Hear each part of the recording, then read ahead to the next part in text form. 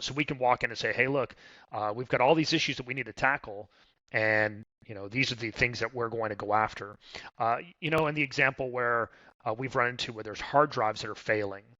The same kind of thing. If I know that it's about to fail, then I can recover the data on it much easier than if it has failed. And if I can get it replaced while it's still up and working, then that's better. It's just like your car. I mean, if you're not taking care of your car's not going to get you to wherever you need to go. And then when you need to get there, you're always in a hurry, and the car breaks down. Well, now I've got to take the car to the mechanic, and I've got to go get a rental car or use Uber or whatever.